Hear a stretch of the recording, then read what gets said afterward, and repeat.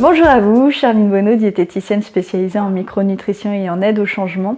Aujourd'hui, je vous livre 5 clés pour pouvoir retrouver une quantité, une alimentation plus adaptée à vos besoins physiologiques en termes de quantité.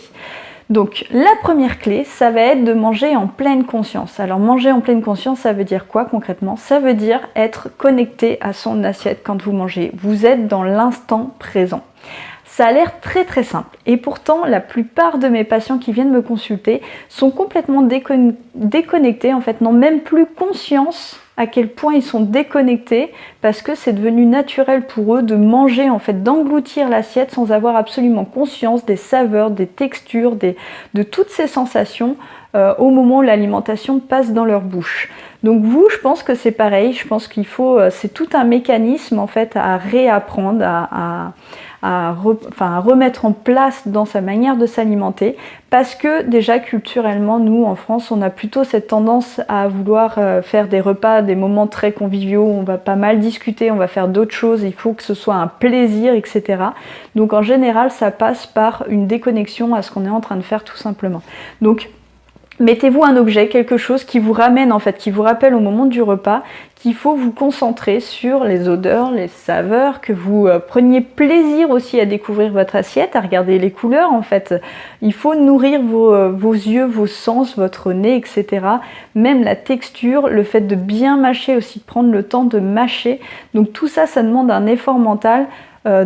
De présence tout simplement à ce que vous êtes en train de faire. On parle souvent de méditation, de prendre le temps de faire de la méditation, de se poser et puis voilà, de prendre 5 minutes pour le faire, mais sachez que vous pouvez très bien faire des gestes du quotidien, un moment de méditation tout simplement parce que vous allez voir que votre esprit au moment où vous allez commencer à vous mettre devant votre assiette va plutôt avoir cette tendance à papillonner, donc ça va être un effort assez important au début pour vous reconnecter, vous recentrer sur ce que vous êtes en train de faire.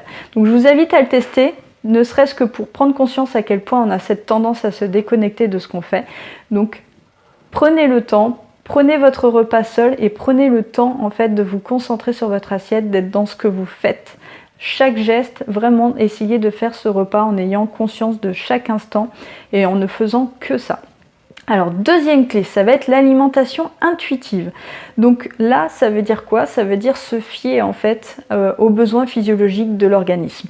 Votre corps, il vous envoie des messages. Vous avez des envies en fait. Alors il y a certaines envies qui sont liées à des habitudes. Par exemple, si vous manquez d'énergie, vous allez avoir cette tendance à vouloir manger plus sucré, etc.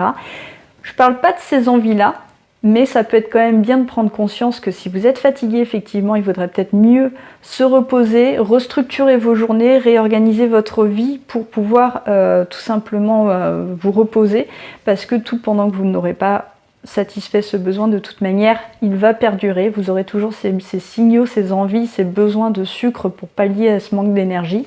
Donc, je ne parle pas vraiment de ce besoin-là. Par contre, je pense que vous avez tous ressenti à des moments des besoins comme ça, un légume, un fruit, qui vous venait comme ça à l'esprit, qui vous faisait vraiment envie. Si ce n'est pas le cas, c'est parce que vous n'avez pas encore fait cet exercice, vous n'avez pas encore pris l'habitude de le faire. Moi, je vous invite à le faire dans un supermarché. Mettez-vous dans un rayon de fruits et légumes. Prenez le temps de regarder comme ça des yeux tous ces aliments. Prenez vraiment le temps de sentir, de regarder, de vous laisser imprégner par toutes ces couleurs, toutes ces saveurs et laissez monter en vous cette envie de goûter à tel ou tel légume ou fruit. Et puis faites-le en fait, tout simplement. Donc c'est ça l'alimentation intuitive, c'est laisser reparler en fait ces besoins physiologiques, c'est savoir les écouter. Et là on ne parle pas des pulsions, des envies en fait, qui sont plutôt émotionnelles, mais on parle vraiment des besoins physiologiques. Donc c'est ça la fin, le fait de s'alimenter de manière intuitive. Je ne parle pas justement de le fait d'attendre uniquement la faim pour s'alimenter. Ça, je pense que c'est une grosse erreur en fait, parce que comme je vous l'ai expliqué dans les mécanismes de la faim, en fin de compte, il y a beaucoup de choses qui peuvent rentrer en considération. Donc je ne pense pas qu'on puisse être capable de se fier uniquement à ces sensations pour pouvoir bien se nourrir. Donc je ne crois pas que ce soit une bonne chose. Ça ne veut pas dire ça, l'alimentation intuitive. Ça ne veut absolument pas dire ne manger que quand on a faim, etc. Ça ne fonctionne pas comme ça. D'ailleurs, ça va être la troisième clé que je vais vous livrer ici, c'est vraiment de manger de manière régulière. Ça, c'est une clé qui est très très importante en fait. On a besoin de régularité. Tout simplement parce que l'organisme, c'est une des clés vraiment numéro 1. Enfin, lui, il a besoin de régularité. Tout votre organisme fonctionne là-dessus en fait. Donc c'est super important de l'aider au maximum. Et pour ça, ce qu'il faut comprendre, c'est que tout ce que vous ingérez, vous êtes quand même en train à chaque fois de créer un déséquilibre au niveau de votre organisme. Donc le fait que ce soit comme ça de manière complètement irrégulière, ça va absolument pas l'aider à fonctionner. Là, en créant de la régularité, vous aidez vos organes, en fait, votre système digestif à travailler à certaines heures. Donc c'est vraiment ce qui est le plus adapté à lui et pas de manière complètement irrégulière, comme ça, déstructurée. Ça ne fonctionne pas. C'est quelque chose que j'ai constaté aussi au cours d'une expérience en clinique spécialisée en troubles du comportement. Souvent, les gens ont été complètement déstructurés dans leur alimentation. Donc je vous le recommande absolument pas. La régularité, c'est quelque chose de très important. D'ailleurs, si vous regardez les gens qui sont des mangeurs intuitifs, qui n'ont pas de problème de poids, etc., souvent c'est des personnes quand même, si vous leur posez la question, qui ont une régularité parfaite au niveau de leur alimentation. Donc c'est très très important. Quatrième clé, ça va être d'avoir... Alors ça, moi je trouve que c'est au choix, mais c'est quelque chose qui est intéressant à faire, c'est d'avoir un plat unique et très varié en fait. Typiquement le mezze gréco-turc, je trouve que c'est une très très bonne chose. C'est une grande assiette dans laquelle vous allez retrouver en fait plusieurs types d'aliments, mais toutes les composantes. Donc là, typiquement, on peut retrouver des petites salades de légumes, on peut retrouver donc...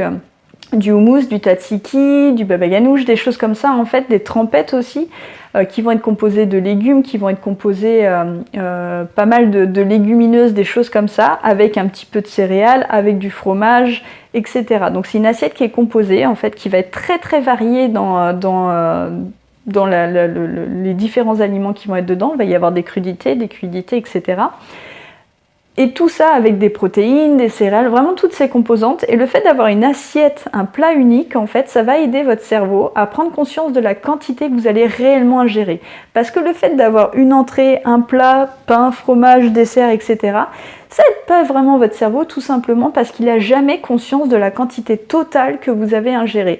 Or, une grosse entrée avec un gros plat et un dessert, ça fait beaucoup en termes de volume. Donc je pense qu'avoir un plat unique, c'est très intéressant aussi, parce que vous allez voir que finalement, vous allez manger beaucoup moins si vous voyez toute la quantité dans une assiette, plutôt que d'avoir ces trois composantes en fait qui vont se suivre dans votre repas. Dernière chose, dernière clé, augmenter la densité nutritionnelle de vos aliments. Alors ça veut dire quoi? Arrêtez tout ce qui est produit allégé, arrêtez toutes ces espèces de calories vides, en fait, ces apports énergétiques qui vont être très importants et qui ne vous apportent rien sur le plan nutritionnel. Il y a des hormones qui sont liées, en fait, qui sont sécrétées par rapport à la qualité des aliments, qui vont être liées en fait à la quantité d'acides gras essentiels et d'acides aminés essentiels. Donc ça, ce sont des molécules que votre organisme n'est pas capable de créer et qui doivent absolument être apportées par l'extérieur. Tout pendant que vous n'avez pas cet apport en fait suffisant de ces différents aliments, là, la sensation de satiété va être retardée. Donc c'est important d'avoir une densité nutritionnelle au niveau de ces aliments qui est très importante, et c'est absolument pas la tendance aujourd'hui des aliments qu'on va retrouver surtout dans les produits industriels.